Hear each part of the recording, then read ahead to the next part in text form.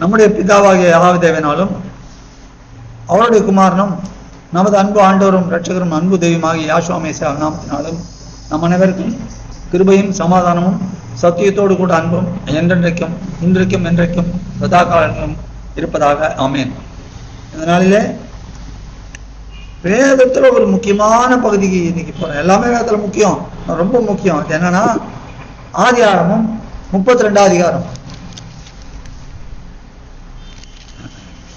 கொஞ்சம் time waste, நிறைய பார்க்க வேண்டியிருக்கு. டைம் வேஸ்ட் பண்ணாம முழுக்க வாசிக்க போறோம். வாசிக்கிறப்ப நிறுத்தி வாசிங்க. 32 வசனங்களையும் வாசிங்க. நிறைய காரியம் இருக்கிறது. ஆதியாகமம் 32 அதிகாரம் 1 32 வசனங்கள் வரைக்கும் நிறைய காரியங்கள். 41ஆம் பக்கம். யாக்கோப்பு பிரயாணம் பண்ணுகையில் தேவதூதர்கள் அவனை சந்தித்தார்கள். யாக்கோப்பு அவர்களை கண்டபோது இது தேவனுடைய சேனை என்று சொல்லி அந்த ஸ்தலத்திற்கு மக்னாயீம் என்று பெயரிட்டார். பின்பு யாக்கோப்பு ஏதோம் சீமையாகிய சேயீர் தேசத்தில் இருக்கிற தன் சகோதரனாகிய ஏசாவின் இடத்திற்கு போகும்படி ஆட்களை அழைப்பித்து, நீங்கள் என் ஆண்டவனாகிய ஏசாவின் இடத்தில் போய் நான் இதுவரைக்கும் லாபானிடத்தில் தங்கி இருந்தேன் என்றும் எனக்கும் எருதுகளும் கழுதைகளும் ஆடுகளும் வேலைக்காரரும் வேலைக்காரிகளும் உண்டென்றும் உம்முடைய கண்களில் எனக்கு தயவு கிடைக்கத்தக்கதாக ஆண்டவனாகிய உமக்கு இதை அறிவிக்கும்படி ஆட்களை அனுப்பினேன் என்றும் உம்முடைய தாசனாகிய யாக்கோப்பு சொல்லச் சொன்னான் என்று சொல்லும்படி கட்டளை கொடுத்து தனக்கு முன்பாக அவர்களை அனுப்பினான். அந்த ஆட்கள் யாக்கோப்பினிடத்திற்கு திரும்பி வந்து, நாங்கள் உம்முடைய சகோதரனாகிய ஏசாவினிடத்திற்கு போய் வந்தோம், அவரும் 400 பேரோட உம்மை எதிர்கொள்ள வருகிறார் என்றார்கள். அப்பொழுது யாக்கோபு மிகவும் பயந்து வியாகுலப்பட்டு தன்னிடத்தில் இருந்த ஜனங்களையும் ஆடு மாடுகளையும் ஒட்டகங்களையும் 2 பகுதியாக பிரித்து, ஏசா ஒரு பகுதியின் மேல் விழுந்து அதை முறியடித்தாலும் மற்ற பகுதி தப்பித்துக் கொள்ள இடம் உண்டு என்றான். பின்பு யாக்கோபு, என் தகப்பனாகிய ஆபிரகாமின் தேவனும் என் தகப்பனாகிய ஈசாக்கின் தேவனுமாய் இருக்கிறவரே, உன் தேசத்துக்கும் உன் இனத்தாரிடத்திற்கும் திரும்பி போ, உனக்கு நன்மை செய்வேன் என்று என்னுடனே சொல்லி இருக்கிற யாவே தேவனே, அடியேனுக்கு தேவரீர் காண்பித்த எல்லா தயவுக்கும் எல்லா சத்தியத்துக்கும் நான் எவ்வளவேன்னு பாத்திரன் அல்ல. நான் கோலும் கையுமாய் இந்த யோர்தானை கடந்து போனேன். இப்பொழுதோ இவ்2 பரிவாரங்களையும் உடையவனானே. என் சகோதரனாகிய ஏசாவின் கைக்கு என்னை தப்புவியும். அவன் வந்து என்னையும் பிள்ளைகளையும் தாய்மார்களையும் முறியடிப்பான் என்று அவனுக்கு நான் பயந்திருக்கிறேன். தேவரீரோ, நான் உனக்கு மெய்யாகவே நன்மை செய்து உன் சந்ததியை எண்ணி முடியாத கடற்கரை மணலை போல மிகவும் பெருக பண்ணுவேன் என்று சொன்னீரே என்றான். அன்று ராத்திரி அவன் அங்கே தங்கி தன் கைக்கு உதவினவைகளிலே தன் சகோதரனாகிய ஏசாவுக்கு வெகுமானமாக 200 வெள்ளாடுகளையும் 20 வெள்ளாட்டு கடாக்களையும் 200 செம்மறியாடுகளையும் 20 ஆட்டுக்கடாக்களையும் பால் கொடுக்கிற 30 ஒட்டகங்களையும் அவைகளின் குட்டிகளையும் 40 கடாரிகளையும் 10 காளைகளையும் 20 கோழிகை கழுதைகளையும் 10 கழுதை குட்டிகளையும் பிரித்தெடுத்து வேலைக்காரர் கையில் ஒவ்வொரு மந்தையை தனித்தனியாக ஒப்புவித்து, நீங்கள் மந்தைக்கு முன்னும் பின்னுமாக இடம் விட்டு எனக்கு முன்னாக ஓட்டிக் கொண்டு போங்கள் என்று தன் வேலைக்காரருக்கு சொல்லி, முன்னே போகிறவனை நோக்கி, என் சகோதரனாகி ஏசா உனக்கு எதிர்பட்டு, நீ யாருடையவன், எங்கே போகிறாய், உனக்கு முன் போகிற மந்தை யாருடையது என்று உன்னை கேட்டாள். நீ, இது உமது அடியானாகி யாக்கோப்புடையது, இது என் ஆண்டவனாகி ஏசாவுக்கு அனுப்பப்படுகிற வெகுமதி, இதோ அவனும் எங்கள் பின்னே வருகிறான் என்று சொல் என்றான். 2ஆம் 3ஆம் வேலைக்காரனையும் மந்தைகளின் பின்னாலே போகிற அனைவரையும் நோக்கி, நீங்களும் ஏசாவை காணும்போது இந்த பிரகாரமாக அவனுடைய சொல்லி, இதோ உமது அடியானாகி யாக்கோப்பு எங்கள் பின்னாலே வருகிறான் என்றும் சொல்லுங்கள் என்று கட்டளையிட்டான். முன்னே வெகுமதியை அனுப்பி அவனை சாந்தப்படுத்தி கொண்டு பின்பு அவன் முகத்தை பார்ப்பேன், அப்பொழுது ஒருவேளை என் பேரில் தயவாயிருப்பான் என்றான். அந்தபடியே வெகுமதி அவனுக்கு முன் போயிற்று. அவனோ அன்று ராத்திரி பாளையத்திலே தங்கி ராத்திரியில் எழுந்திருந்து தன் 2 மனைவிகளையும் தன் 2 பணிவிடைக்காரிகளையும் தன்னுடைய 11 குமாரரையும் கூட்டிக் கொண்டு யாப்போக்கு என்கிற ஆற்றின் துறையை கடந்தான். அவர்களையும் சேர்த்து ஆற்றை கடக்க பண்ணி தனக்கு உண்டான யாவையும் அக்கறைப்படுத்தினான். யாக்கோப்பு பிந்தி தனித்திருந்தான். அப்பொழுது ஒரு புருஷன் பொழுது விடியும் அளவும் அவனுடனே போராடி அவனை மேற்கொள்ளாததை கண்டு அவனுடைய தொடை சந்தை தொட்டார். அதனால் அவருடனே போராடுகையில் யாக்கோப்பின் தொடை சந்து சுளுக்கிற்று. அவர் நான் போகட்டும், பொழுது விடுகிறது என்றார். அதற்கு அவன், நீர் என்னை ஆசீர்வதித்தாலொழிய உம்மை போக விடேன் என்றான். அவர், உன் பேர் என்ன என்று கேட்டார். யாக்கோப்பு என்றான். அப்பொழுது அவர், உன் பேர் இனி யாக்கோப்பு எனப்படாமல் இஸ்ராயேல் எனப்படும், தேவனோடும் மனிதரோடும் போராடி மேற்கொண்டாயே என்றார். அப்பொழுது யாக்கோப்பு, உம்முடைய நாமத்தை எனக்கு அறிவிக்க வேண்டும் என்று கேட்டார். அதற்கு அவர், நீ என் நாமத்தை கேட்பானேன் என்று சொல்லி அங்கே அவனை ஆசீர்வதித்தார். அப்பொழுது யாக்கோப்பு, நான் தேவனை முகமுகமாய் கண்டேன், உயிர் தப்பி பிழைத்தேன் என்று சொல்லி அந்த ஸ்தலத்துக்கு பெனியேல் என்று பெயரிட்டான். அவன் பெனியேலை கடந்து போகையில் சூரியன் உதயமாயிற்று. அவன் தொடை சுளுக்கினாலே நொண்டி நொண்டி நடந்தான். அவர் யாக்கோப்புடைய தொடை சந்து நரம்பை தொட்டபடியால் இஸ்ராயேல் புத்திரர் இந்நாள் வரைக்கும் தொடை சந்து நரம்பை புசிக்கிறதில்லை. ஆமென். Thank you, God bless you. இது எல்லாருக்கும் தெரிஞ்ச ஒரு பகுதி, ஆனா அதுல நிறைய மகத்துவங்கள் இருக்கிறது. நீங்க வேதத்தை எவ்வளவு தடவை வாசிச்சிருப்பீங்க தெரியல, எவ்வளவு தடவை சுவைச்சிருப்பீங்க தெரியல. சொல்ல போனா அப்படிதான் சொல்லணும். ஏன்னா எல்லாரும் வேதம் விரும்பி வாசிக்கிறவங்க. இந்த பகுதியை கடந்து போறப்போ அநேக விசேஷங்களை தேவன் அன்போல் பண்றார். இப்போ யாக்கோபு எங்க இருந்து எங்க போனார், எங்க இருந்து எங்க வராரு பாக்குறப்ப, அவர் எங்க இருந்து எங்க போனாரு?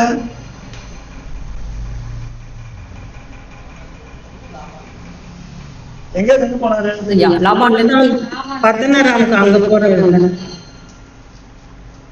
கானான் தேசத்துல இருந்து மெசபத்தோமியா, கானான் தேசத்துல இருந்து மெசபத்தோமியா, அதான் ஆறாம் பாதானாரம்ன்றது மெசபத்தோமியா தான். அங்க போயிட்டு திரும்ப அங்கே இருந்து திரும்ப எங்க வராரு? கானானுக்கு வரார். இப்போ கானான்ல இருந்து பாதானாரமுக்கு எதுக்கு போனாரு? எதுக்கு போனாரு? ஏஜாவுக்கு பயந்து ஓடினாரு.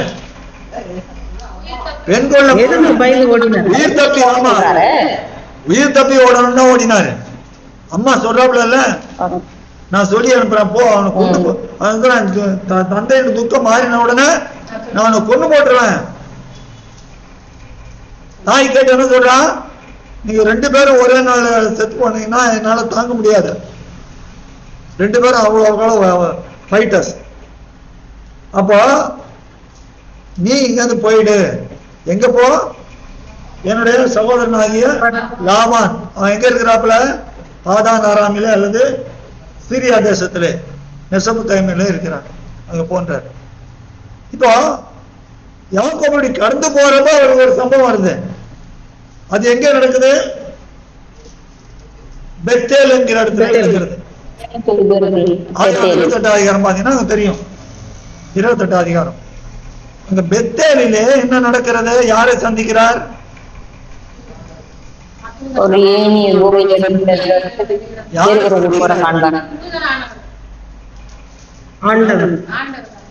எப்படி தெரியும்? ஆண்டவர். எடுங்க ஆதியா 28 சீக்கிரம் நிறைய பார்க்கணும்.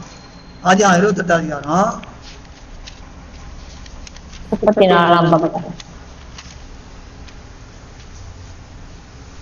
வாசல் 16 11 பாருங்க. 28 ஒரு இடத்திலே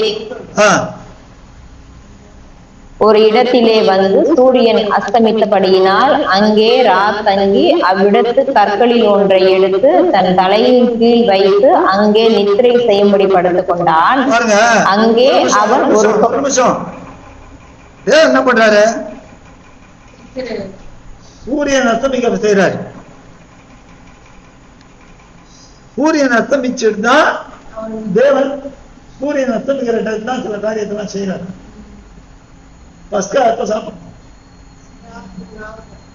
சூரியாஸ்தமயம் அந்த சமயத்துல தான் என்ன ஆரம்பம் 9ஆம் அதிகாரம் பாருங்க.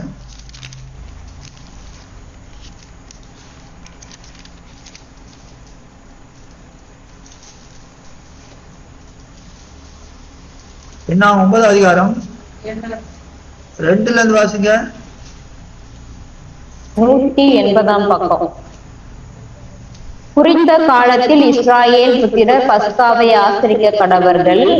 இந்த மாதம் 14ஆம் தேதி அந்தி நேரமான வேலையாகிய குறித்த காலத்தில் அதை ஆசரிக்க கடவர்கள்.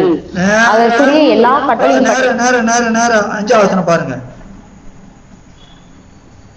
அதனால் 1ஆம் மாதம் 14ஆம் தேதி அந்தி நேரமான வேளையில் சீனாய் வனாந்தரத்தில் பஸ்காவை ஆசரித்தார்கள். இப்ப இது சூரியன் அஸ்தமிக்கிற நேரத்துல தான் தேவன் சில காரியம் செய்யறாரு. இப்போ இங்க சூரியன் அஸ்தமிச்ச உடனே தான் யாக்கோபு என்ன பண்றாரு? படுக்க வைக்கிறாரு. இல்லைன்னா இவர் என்ன பண்ணுவாரு? தன்னுடைய காரியம் மனுஷன் நான் ஓட்டத்தை ஓடுவான். நான் ஓட்டத்துல கொஞ்சம் ஓய வைக்கிறேன். ஓய்ந்திரு, நான் சொல்லும் இடத்துல தங்கு. எங்க வந்து தங்குறாரு? ஒரு பாதுமை மரத்தின் கீழே வந்து தன் தலையை வைத்து படுத்துக் கொள்கிறார். அங்கே ஒரு சொப்பனத்துல என்ன பாக்குறாரு? அங்கே அவன் ஒரு சொப்பனம் கண்டான். இதோ ஒரு கீழே வைக்கப்பட்டிருந்தது. அதில் நுனி வானத்தை எட்டி இருந்தது. அதிலே தேவதூதர் ஏறுகிறவர்களும் இறங்குகிறவர்களுமாய் இருந்தார்கள். தேவதூதர் அப்போ இதை பார்த்து என்ன சொல்றாரு? தேவனுடைய வீடு. 16, 17 2 பாருங்க. 16 வசனம் 17. யாக்கோப்பு நித்திரை தெளிந்து விழித்த போது மெய்யாகவே யாவே தேவன் இந்த ஸ்தலத்தில் இருக்கிறார், இதை நான் அறியாதிருந்தேன் என்றார். அவன் பயந்து, இந்த ஸ்தலம் எவ்வளவு பயங்கரமாய் இருக்கிறது, இது தேவனுடைய வீடே அல்லாமல் வேறல்ல, இது வானத்தின் வாசல் என்றான். சரி, இப்ப இதெல்லாம் ரைட். எப்படி ஆண்டவர் சொன்னீங்க? வாசல் சொல்லிட்டு இருக்கிறார் இல்லையா? வாசல் அவர் தானே பிரதர். யோவான் 10ஆவது அதிகாரத்துல வந்து வாசல் ரைட். இன்னொன்னு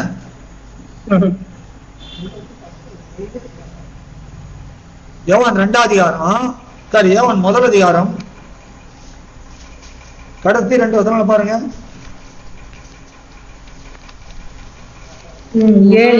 ஏழி மேல ஏறி யோவான் 1ஆம் அதிகாரம் 49ல இருந்து பாருங்க. 50ல இருந்து 50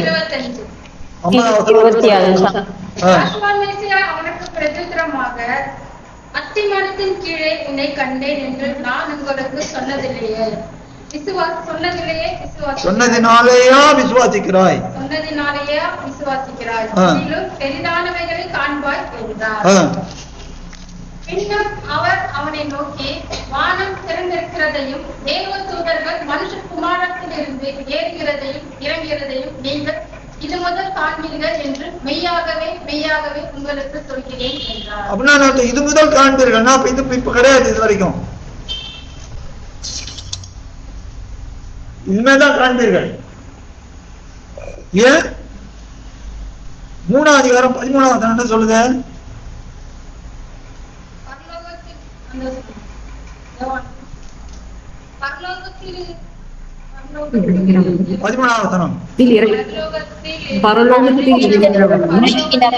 பரலோகத்தில் இருக்கிறவருமான மனுஷகுமாரனே அல்லாமல் பரலோகத்துக்கு ஏறினவன் ஒருவனும் இல்லை. பரலோகத்திலிருந்து இறங்கினவரும் பரலோகத்தில் இருக்கிறவருமான, அப்ப யாருமே அங்க இறங்கி ஏன்னு கிடையாதுன்றாப்புல. அப்ப இது முதல் என்பதான் காண போறீங்க. அப்ப இப்ப யாக்கோபு பார்த்தாரு என்னது?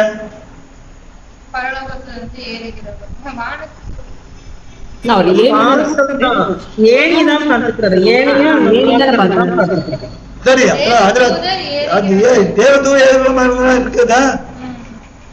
அதுதான் 1வது அதிகாரத்துல 51 வந்து யார்கிட்ட இருந்து, மனுஷகுமாரன் கிட்ட இருந்து தானே ஏறுகிறதையும் இறங்குகிறதையும் சொல்லியிருக்கிறது. என்னன்னா 1:51 யோவான் 1:51 பிரதர், தேவதூதர்கள் மனுஷகுமாரன் அவரிடத்திலிருந்து இறங்குகிறதையும் ஏறுகிறதையும் நீங்கள் காண்பீர்கள் அப்படின்னு தானே சொல்லியிருக்காரு. இனிமேல் தானே அது எப்படி? அது எப்படி காமிச்சிருக்காரு போல, நடக்க போறது காமிச்சிருக்காரு. ஆமா ஆமா. அப்ப எப்படி யாக்கோபு பார்க்கறாரு?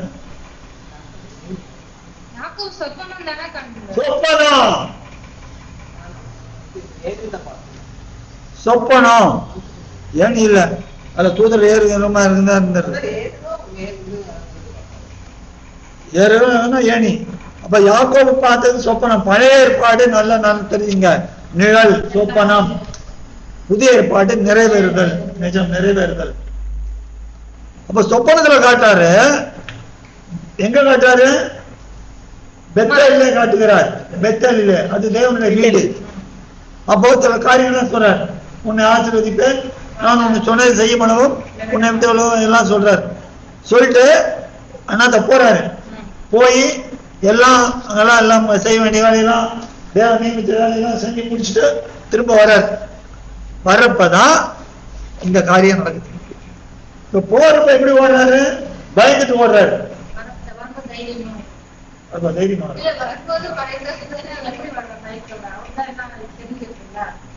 என்னது தெரியுது? வாசனை 32 வசனம் 32 அதிகாரத்துல வாசிங்க. 32 வசனம். பயத்தோட தான் இருக்காரு. எப்படி தைரியமா வர்றாரு?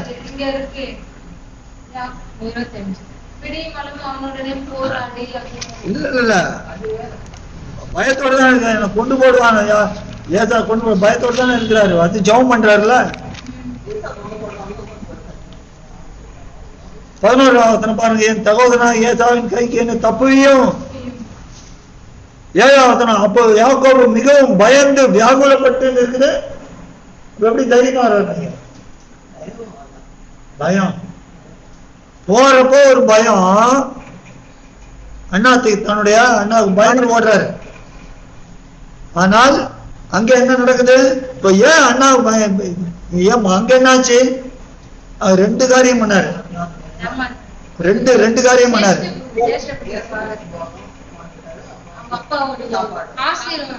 ஆசீர்வாதம் முடிக்கிட்டாரு. ஆசீர்வாதம் முடிக்கிட்டு ஓடுறாரு. ஓடிட்டு அங்க போய் என்ன பண்றாரு? மாமா வீட்டுல போய் என்ன பண்றாரு?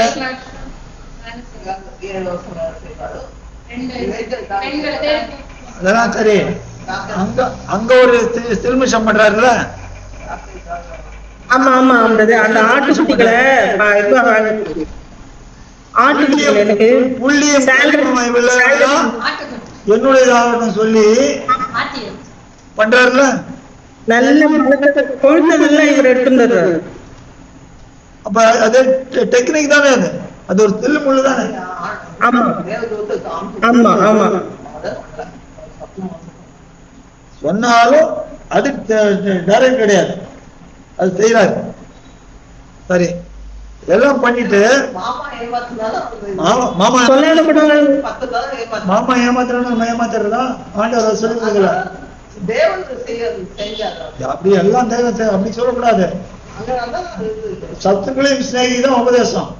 அவன் தப்பு பண்ணா நீ நான் திரும்ப தப்பு பண்ணா ஒரு கணக்கு எல்லாம் அப்படி பார்த்தா எல்லாம் தான் பண்றாங்க. அப்படி கிடையாது. யாக்கோபு பண்ணது அது வந்து தேவனுடைய பார்க்கறது, அது ஸ்ட்ரிக்டா பார்த்தா அது தப்பு. அது அப்போ இவர் பண்ணதெல்லாம் தப்பு, யாக்கோபு பண்ணதெல்லாம் தப்பு. இப்படி தப்பு பண்றவனை பார்த்து பெத்தேல் என்ன சொல்றாரு? நான் அவங்க சொன்னது செய்யுமளவும். இது எப்படி? இது அவங்க அப்பா சந்ததியில தானே வராரு, அதனால இவர் தப்பு பண்ணாருல. அவர் சொன்னதுதான் அது சரி. அதுக்காக அவன் கிரியை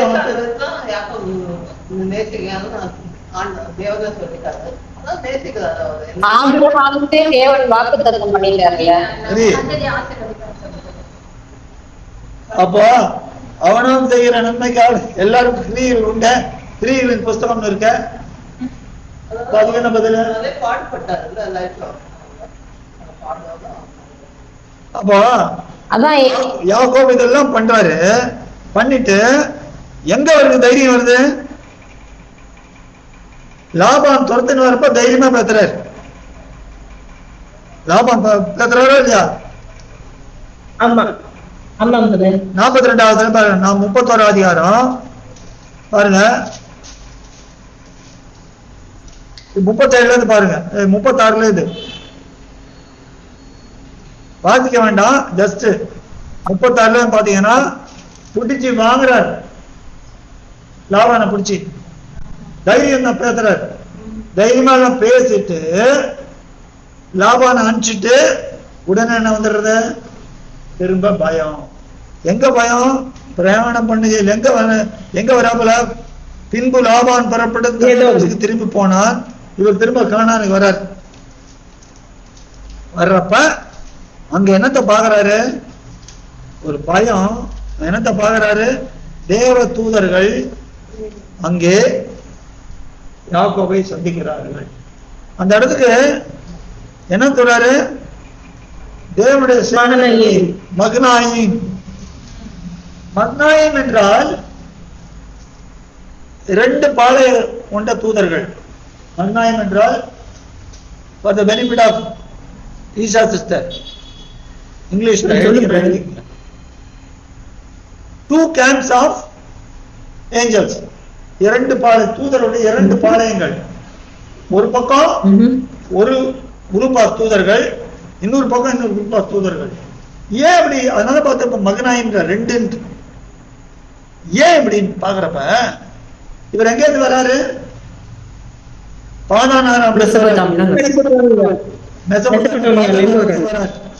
அங்கேருந்து இப்ப இங்க போகிறார்.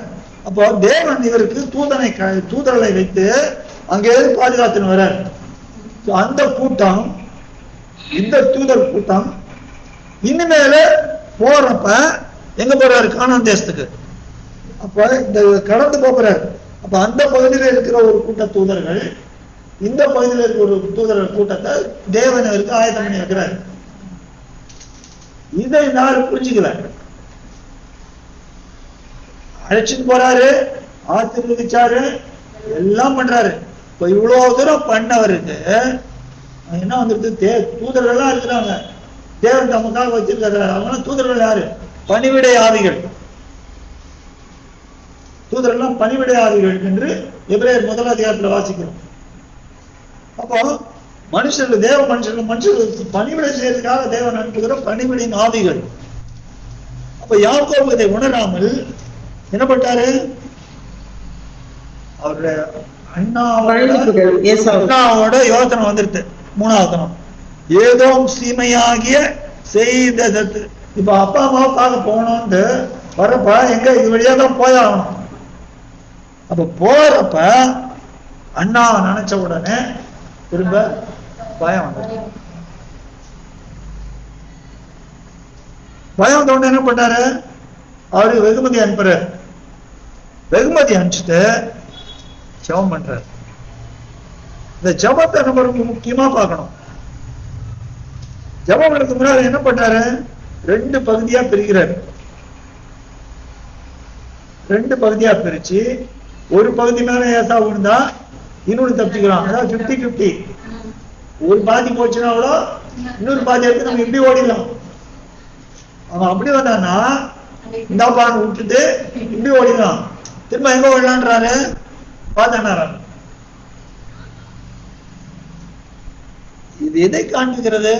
மனதில திடம் இருந்தால் நீ முன்னேறணும், எதிர்கொள்ளணும். தூதர்கள் காண்கிறார் தேவன். ஆனா இவருக்கு தன்னுடைய சகோதரனாக ஏசாவை பற்றிய பயம்தான். அந்த பயத்தினால என்ன பண்றாரு? நேரம் செய்யறாரு, ஜபம் பண்றாரு. அதுதான் முக்கியம். வாழ்க்கையில இருக்கிற நிறைய பிரச்சனைகள், ஐயோ சுத்தத்தார்கள் என்ன பண்ண போறாங்க, எனக்கு எதிராக வருவாங்க அப்படிங்கிற நம்ம தேவன்கிட்ட நமக்காக தூதர்களை வச்சிருக்கிறார். உன் பாதம் கொள்ளாதபடிக்கு தம்ம தூதர்கள் எங்கள் கரங்களில் ஏற்றுக் கொள்வார்கள்.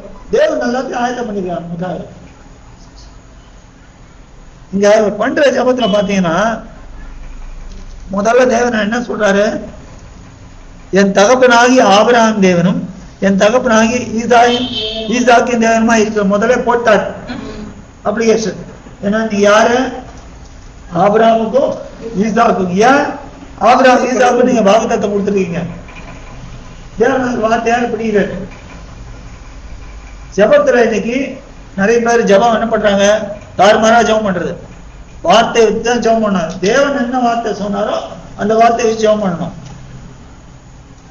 சொல்லிட்டு உன் தேசத்துக்கும் உன் ஆரத்துக்கும் திரும்பி போ, உனக்கு நன்மை செய்வர் என்று என்னுடைய சொல்லி இருக்கிறது யாரு? தேவனை அவர்களோட தேவன் ஒண்ணு. ஏன்னா அவங்களுக்கு வாக்குத்தத்தம் கொடுத்துருக்கீங்க, மாற மாட்டீங்க. இன்னொன்னு எனக்கும் என்ன சொன்னீங்க? அங்க திரும்பி போத்தாத பொழுது சொன்னீங்களே சொல்லிட்டு இன்னும் தன்னை தாழ்த்துறாரு. நான் பண்ண அக்கிரமெல்லாம் அதாக்கிரமம் தான், ஆனாலும் எனக்கு நீ இவ்வளவு காண்பித்துரு, எனக்கு சத்தியம் எல்லாம் இதெல்லாம் பார்த்து நான் ஒண்ணுமே பாத்திரம் இல்லையே, நான் வெறும் ஓட்டாண்டியா அங்கேருந்து வந்தேன். ஆனா இப்ப எனக்கு பரிவாரங்கள், இவ்வளவு குடும்பங்கள், எல்லா மந்தைகள் எல்லாம் இருக்குது, இதெல்லாம் நான் தகுதியே கிடையாது, இதெல்லாம் கொடுத்துருக்குறீங்க. ஆனா ஒண்ணு என்னது? இத்தனையும் வச்சிட்டு இருக்கிறேன். அவன் வந்து ஒரே வெட்டு வெட்டினானா என்ன தூக்கிட்டு பையனான குடிச்சு ரூம்ல போட்டு பூட்டிட்டானா நான் என்ன பண்ணுவேன்? பயம். எங்கேயான சிறையற்பட வச்சுட்டாங்கன்னா, எனக்கு பொண்ணு போட்டாங்கன்னா என்ன பண்றது? பயப்பட தாழ்த்துறாரு தானே. சொல்லிட்டு எப்படியானும் கைக்கு தப்பு இல்லையே, தன்னை தாழ்த்துகிறார். மறுபடியும் சொல்றாரு, என்ன சொல்றாரு? 12வது இதெல்லாம் பண்றேன்னு சொன்னீரு, அவன் வந்தான்னா என்ன பொறுத்தோ? அப்ப நம்ம வாழ்க்கிற தேவன் நம்மை அழைத்து இருக்கிறப்ப நம்ம சொல்ல காரியத்தை கண்டிப்பா செய்வார். இப்ப நடுவுல பயம் காட்டுறது யாரு? பிசாசு. ஏன்? 2 தீமோத்தேயு 1:7 என்ன சொல்றது? தேவன் நமக்கு பயமுள்ள ஆவியை கூடாமல் அன்பும் பலனும் தெளிந்த புத்தியுள்ள ஆவியை கொடுங்கள் கொடுத்திருக்கிறார். அதனால்தான் 1 பேர் 5:8 என்ன சொல்றது? விழித்திருங்கள், தெளிந்த புத்தி உள்ளாயிருங்கள், ஏனென்றால் உங்கள் எதிராளியாக பிசாசானவன் எவனை விழுங்கலாமா என்று கர்ஜிக்கிற சிங்கம் போல வகை தேடி சுற்றி திரிகிறான். அப்போ நம்ம தெளிந்த புத்தி இருக்கணும். தேவனுக்கு ஆவியை கொடுத்துருக்கிறார். விழித்திருக்கணும். எப்படி விழித்திருக்கணும்? எப்படி விழித்திருக்கணும்?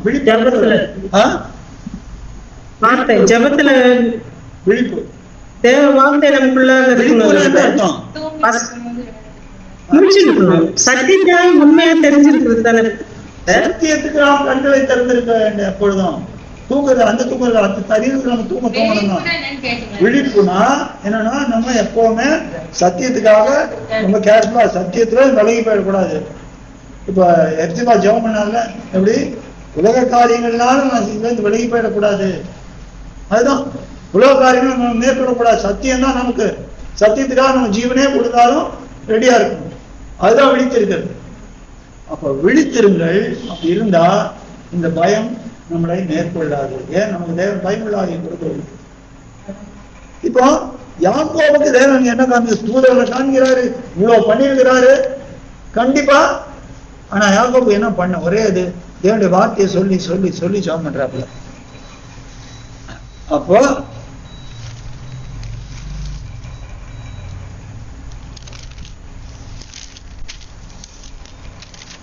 ஏசாவுக்கு வெகுமதி எல்லாம் அனுப்புறாரு. அனுப்பிச்சுட்டு நேர 23வது பாருங்க. அங்க என்ன போட்டிருக்கு? இல்ல 22வது.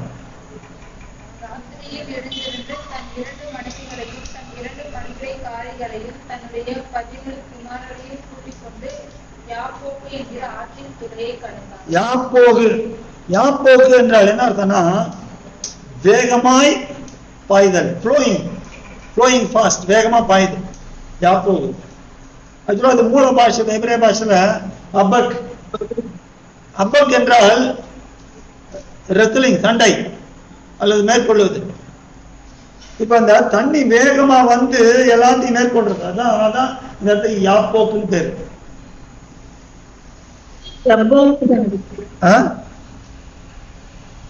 யாப்போக் இந்த இடத்துல யாக்கோப் இல்ல, யாப்போக். யப்போக்ன்றது குஸ்தி மேற்கொள்வது. தண்ணி வந்து வேகமா பாஞ்சு எல்லாத்தையும் மேற்கொள்றது. அதனால அந்த பேர் கொடுத்துருக்காப்ல. இதை கடந்த பிறகுதான் அங்க சண்டை நடக்க போறது. அப்ப கடற்கரப்ப யாக்கோப் எப்படி இருக்கிறாரு? தனித்திருக்கிறாரு. நம்ம நம்ம எல்லாத்தையும் வச்சு வேலை எல்லாம் ஆட்டோம், எல்லாத்தையும் உரியது ஆளை தனியா வச்சு அப்பதான் வராரு. யாரு? ஒரு புருஷன் வராரு. அந்த புருஷன் போராடி யாரோட போராடுறாங்க? யாக்கோபு வந்து ஆண்டவரோட போராடு. யாக்கோபு ஆண்டவரோட போராடுறாரு. ஆனா யார் தொடை சண்டை யார் தொடுறாரு? ஆண்டவர் வந்து யாக்கோபுடைய தொடை சண்டை தொடுறாரு. எதுக்காக தொடுறாரு? காலம் என்னை விட்டு விட நான் போகணும். இல்ல அதுக்கு முன்னாலேதான் தொடுறாரு. 25வது என்ன சொல்லுது?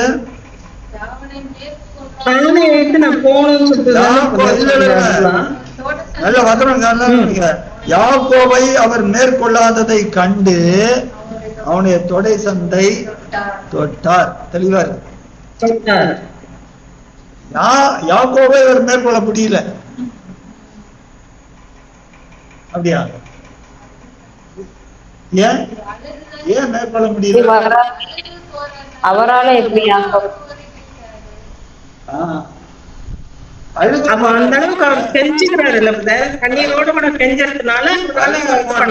போராடுற.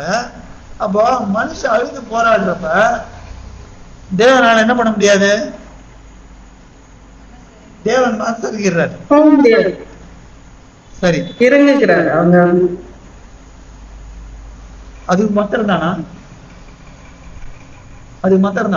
இங்க யார் ஜெயிக்கிறாங்க? யாக்கோபு ஜெயிக்கிறார். போராடி ஜெயிக்கிறார். ஆமா, யாக்கோபு ஜெயிக்கிறாரு. யாக்கோபு தான் ஜெயிக்கிறாரு. ஹோசேல பாக்குறோம். ஆனா எதுல ஜெயிக்கிறாரு? சண்டையில ஜெயிக்கல.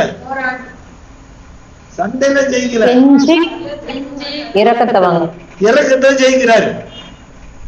சண்டையில ஜெயிக்கல. ஆனால் என்ன கேட்கிறாரு? அப்போ யாக்கோபுக்கு என்ன வந்துடுறது? காலை முடிச்சு போக விட மாட்டேன். என்ன வந்துடுறது? தைரியம் வந்துடுறது. ஏன் தூதனானவரை கொண்டு தேவன் என்ன பண்றாரு? பயம் போகட்டும்,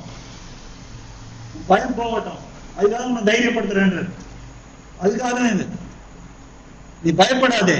நீ எதுக்காக பயப்படாதே சொல்லிட்டு என்ன சொல்றாரு? முதல்ல உன் பேர் என்னன்னு கேட்கிறாரு. பேர் என்ன கேட்கிறப்ப என்ன சொல்றாரு? யாக்கோபு. யாக்கோபு வாயால எத்தன். பேர் என்ன கேட்டா எத்தன். அறிக்கையிட வைக்கிறார். நீ எத்தன் அறிக்கையிடு. நீ அழுதல்ல எத்தன். நீ உன்னுடைய நிலைமையை உணர்ந்து கொள். சொல்லிட்டு உன் பேரை இப்ப மாத்துறேன். என்ன இஸ்ரேல்? இஸ்ரேல் இருக்கிற வார்த்தை என்னன்னா சாராயேல். சாராயேல், சராயல் சராயல் சராயல், அது இஸ்ரேல் இருந்தது. சாராயேல், சாராயேல் என்றால் ஏல் என்றால் தேவன். தேவன் ஆளுகிறார் அல்லது தேவன் மேற்கொள்ளுகிறார்.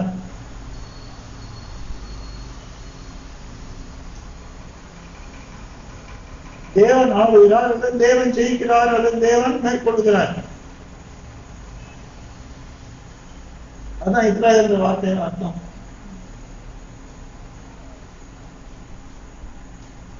அதனால இப்ப கூட இஸ்ரேல் போர் நடக்கிறது. ஒருத்தரும் உனக்கு எதிராக ஆயுதம் வாய்க்காதே போகும். ஏன்? ஏன்? உன்னை தொடுகிறவன் என் கண்ணின் மணியை தொடுகிறார். நமக்கு விரோதமா எந்த சக்தி இருந்தாலும் பயப்படவே இல்லை. இஸ்ரேலின் ஜெயபலமானவர் நம்மோடு இருக்கிறார். அப்ப தைரியமா இருக்கும். இப்போ இவனுக்கு பேரை மாத்தின உடனே பயம் போறது. என்ன வருது? தைரியம். பயம் போனா என்ன வரும்? தைரியம் தானே வரும். சொல்லும் அன்பு பயத்தை தள்ளும். அன்பு வரும். பூரண அன்பு பயத்தை புறம்பே தள்ளும். இருக்கா இல்லையா? எங்க இருக்கு? இருக்கு. 1 யோவான் 4வது அதிகாரம் இருக்கு. 1 யோவான் 4வது அதிகாரம் 4:18. அன்பிலே பயமில்லை, புறம்பே தள்ளும். அப்போ இங்க என்ன வருது? யாக்கோபிட்ட என்ன இருந்தது? பயம் இருந்தது. பயம் போச்சு. அப்ப அன்பு வந்ததானே பயம் போகுது. அன்பு வந்ததுனால்தான். அன்பு யாரு? ஆண்டவர். அன்பு தேவன் அன்பாக இருக்கிறார். தேவனுடைய அன்பு வந்ததுனால பயம் போறது. ஆனா ஃபுல்லா போச்சா அவனுக்கு? அடுத்த அதிகாரத்தை பாத்தீங்கன்னா என்ன சொல்றாப்ல? சரி, அங்க அடுத்த அதிகாரத்தை போத்துனால பார்க்கலாம். இவர் என்ன பண்றாருங்க? 30வது வசனம் பாருங்க. 32வது அதிகாரம் 30வது வசனம்.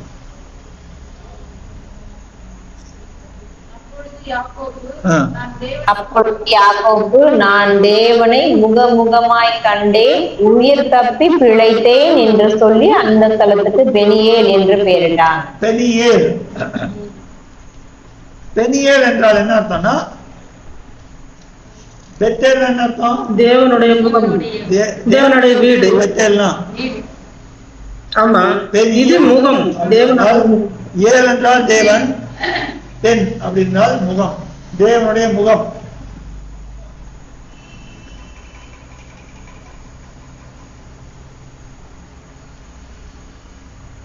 பெத்தேலிலே என்னத்தை காண்கிறார்?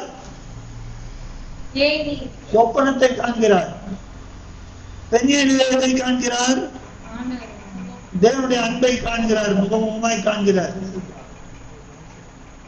அங்கே என்ன நடக்குது? பயம் போய்விடுகிறது. பெத்தேலில் போய் பயத்தோடு தான் போறாரு. ஆனால் பெனியேலில் இந்த சம்பவம் வந்த பிறகு என்ன ஆகுது? பயம் போகிறது. அதற்கு உறவு சரி.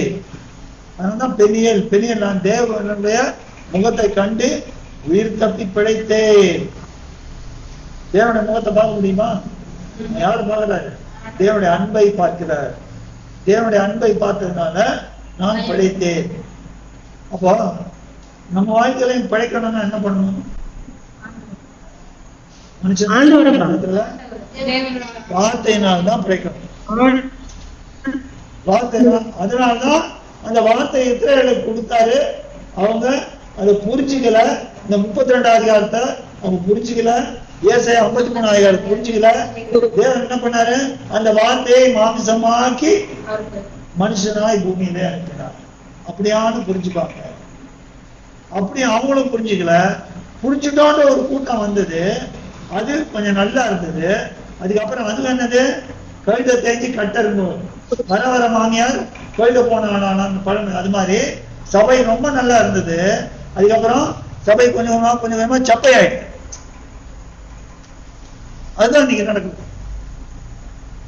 தேவன் அந்த வார்த்தையை அனுப்பினார். தேவனை வந்துட்டாரு. அது எப்படி? அப்போ இங்க பெத்தேலுக்கும் பெனியேலுக்கும் ஒரு வித்தியாசம் உண்டு. பெத்தேலில அங்கே என்ன நடக்கிறது? யாக்கோபுக்கு ஒரு நிச்சயத்தை கொடுக்கிறார். அந்த நிச்சயத்தை பெனியேலிலே அவருக்கு ஊர்ஜிதப்படுத்துகிறார். அவருக்கு பூமிக்குரிய காரியங்கள் எல்லாம் ரைட்டு. பெத்தேல வருவதுதான் அவர் எப்படி வந்தாரு? என்னென்ன பண்ணிட்டு வந்தாரு? ஜேஷ்ட புத்திர பாகம், ஆசீர்வாதம், இதெல்லாம் வந்து பூமிக்கு எடுத்த காரியங்கள். ஆனால் இங்க வந்த பிறகு என்னத்தை பெற்றுக் கொடுக்கிறாரு? தேவனால் வருகிற ஆசீர்வாதம். இதுதான் மெய்யான ஆசீர்வாதம். பெத்தேலை காட்டிலும் பெனியேலிலே மெய்யான ஆசீர்வாதம். இன்றைக்கு நிறைய பேர் உலக ஆசீர்வாதம் தான் பார்க்கிறாங்க. ஆனால் பெனியேலின் ஆசீர்வாதம் நமக்கு வேண்டும். பெத்தேல் என்பது எங்க? அது வானத்தின் வாசல் கீழே இருந்து வெளியே நிற்கிறான். வீட்டு வெளியே நிற்கிறதா உள்ள போய் ஆசீர்வாதத்தை சுதந்திரத்துக் கொள்ளுகிறான். இது முகத்தை காண்கிறது. அங்க வெளியே நிற்கிற அனுபவம், நீங்க உள்ள போய் சுதந்திரத்துக் கொள்ளுகிற அனுபவம். நம் பெனியேலின் அனுபவம் முக்கியம். பெத்தேலை காட்டுகிறோம். அப்போ இந்த இடத்துல தேவன் தம்முடைய முகத்தை அவருக்கு வெளிப்படுத்தி என்ன பண்றாரு? அவருடைய பேர் என்னன்னு சொல்றாரு? நீங்க வரைக்கும் பயந்துட்டிய யார் ஆழ்வார்கள், யார் மேற்கொள்வார்கள்? யாரு? நான் மேற்கொள்வேன். இஸ்ராயேல் என்றால் என்ன அர்த்தம்? தேவன் போராடி ஜெயித்தார். தேவன் மேற்கொள்வார். தேவனோட மனுஷனும் போராடி ஜெயித்தான் இல்ல. அது வந்து அங்க சம பண்ணி சொல்றாங்க. இஸ்ராயேல் என்றால் என்ன அர்த்தம்னா தேவன் மேற்கொள்வார், தேவன் ஆளுகை செய்வார், தேவன் ஜெயிப்பார். அதுதான் இஸ்ரேலுக்கு தான் நிச்சயம். இன்னைக்கு அதனாலதான் அவங்க அப்படி இருக்கிறாங்க. ஒரு நேஷனா யார் வந்தாலும் ஒண்ணும் பண்ண முடியாது. அப்போ பெனியேலிலே யாக்கோபுக்கு பேரை மாற்றி நான் உன்னோடு இருக்கிறேன். அன்னைக்கு இந்த சொன்னது என்ன? நான் உன்னை விட்டு விலகுவதும் இல்லை, உன்னை கைவிடுவதும் இல்லை. அதை இன்னைக்கு நான் காமிக்கிறேன். அன்னைக்கு சொன்னதை நீங்க நான் ஆசீர்வாதமாக்குறேன் சொல்லிட்டு போறப்ப ஏசா வந்து என்ன பண்றாரு? அவருக்கு நட்பு முகமாய் அங்கே ஏசா காணப்படுகிறார். ஏசா பழைய பகமையை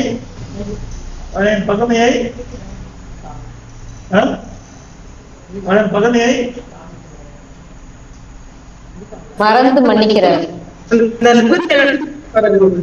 அங்கே காமிக்கிற அவ்வளவுதான். ஆனால் ஏசாவின் சந்ததியார் உபதியார வாசிக்கிறோம். வாசிக்கிறோமா இல்லையா? உபதியார் அடைக்கிறது.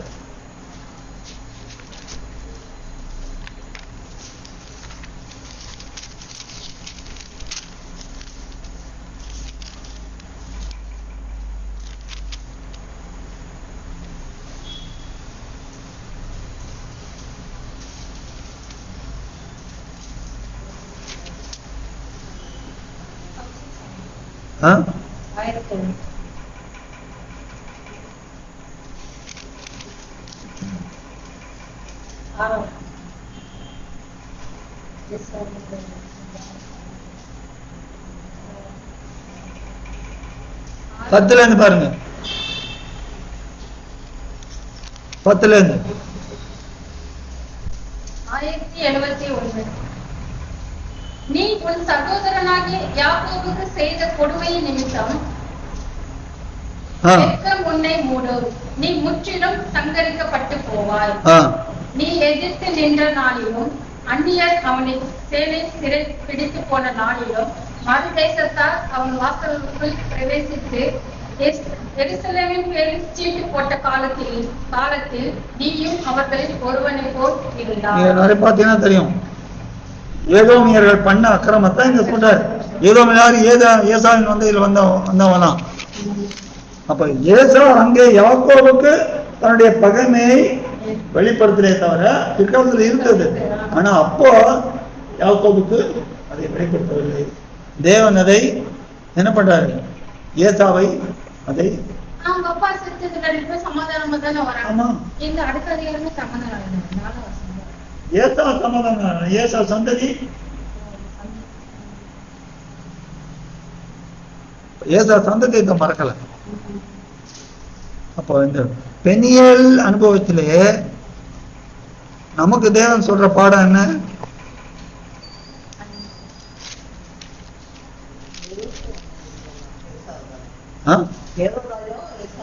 ஆமா, ஏசா சந்ததி.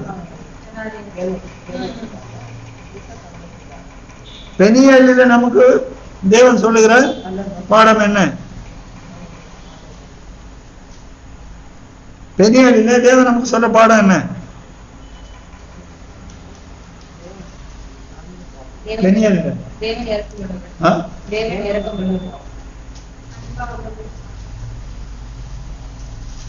யாக்கோபு அங்க எதனால மேற்கொண்டார்? மேற்கொண்டார்